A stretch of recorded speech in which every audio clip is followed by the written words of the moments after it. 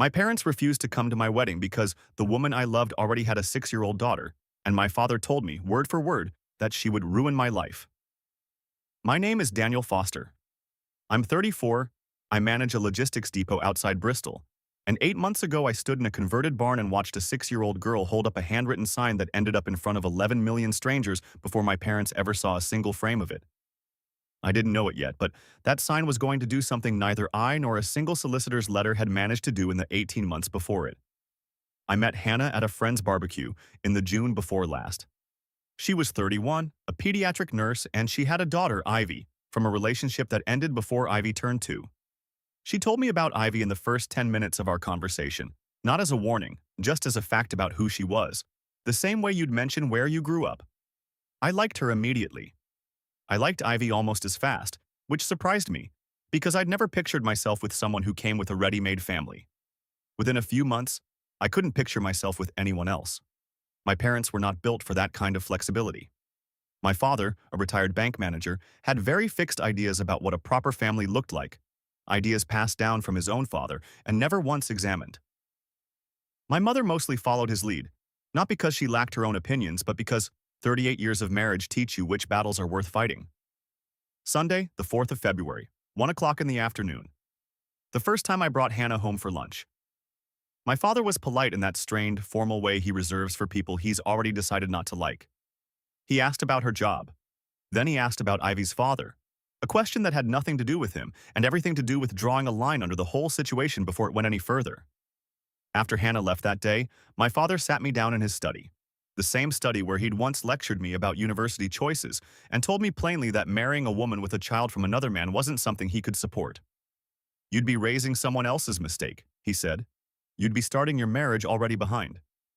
I want you to remember that phrase because it matters a great deal later. Someone else's mistake.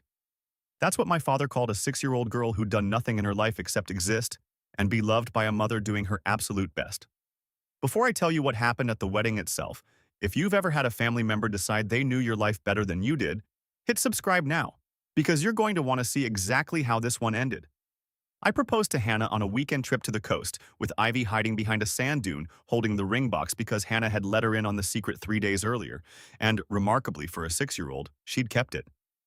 I didn't know it yet, but telling my parents was going to be the last real conversation I had with either of them before the wedding day itself. My father's first question wasn't congratulations, it was, "Have you thought this through?" My mother asked whether Hannah would be changing her surname. An odd question I later understood was really about whether Ivy would somehow be attached to our family name, a possibility that seemed to genuinely frighten her. The comments kept coming for months. My aunt asked, in front of the whole family, whether I was sure about taking on a package deal. My father brought up a cousin of his more than once, a man who'd married a woman with children and divorced within 4 years, as though one anecdote was a scientific prediction of my own future. Thursday, the 9th of May, 7:15 in the evening. 3 weeks before the wedding. My mother called and asked to meet alone, without Hannah. I hoped, foolishly, that this was a softening. "We can't stand up and celebrate this," she said. "It's not that we don't love you. We just can't pretend this is the life we wanted for you." I asked her directly whether it was about Hannah or about Ivy. A long pause before she answered. "It's about starting a marriage where the family is already complicated," she said. "Your father feels very strongly about it, and I have to support him." I hung up and didn't speak to either of them again before the wedding. Saturday, the 1st of June, 2:40 in the afternoon. I told myself I was fine standing at the front of that barn. I wasn't fine. There's a specific kind of grief in celebrating the best day of your life while 2 empty chairs sit in the front row on purpose, chairs that were supposed to hold the people who raised you. Hannah noticed, because she always notices. She squeezed my hand before the ceremony and told me that whatever happened, we had exactly the family we needed standing in that barn, and that she'd never been more sure of anything. Ivy walked down the aisle first, scattering petals with the fierce concentration she'd practiced for weeks. Halfway down, she stopped. This wasn't part of the plan.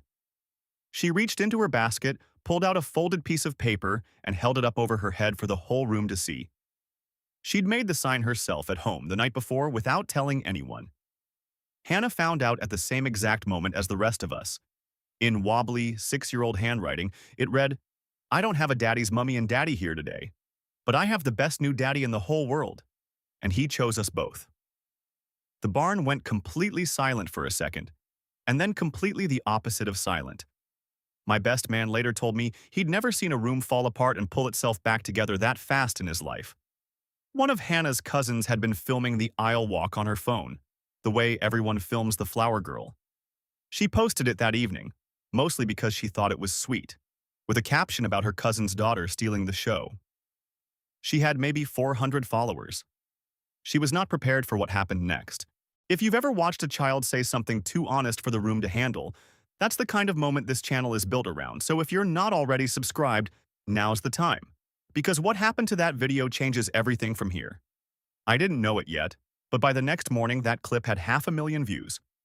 By that evening, 3 million. The caption had been picked up and reposted by bigger accounts, some of the context accurate, most of it not. But the core of it true enough. A little girl holding a handwritten sign defending a family that had been told they weren't good enough. Within 48 hours, it crossed 11 million views. A parenting page reached out to Hannah, who agreed to talk only to correct some of the wilder claims circulating underneath. Things like people saying my parents had shown up and been turned away at the door, which never happened. They simply hadn't come at all. I didn't want any of that attention. Watching one of the most painful days of my adult life become content for strangers to comment on was its own particular kind of exhausting. But somewhere in that noise, something happened that mattered far more than any view count. My mother saw the video. Wednesday, the 5th of June, 9:20 in the evening.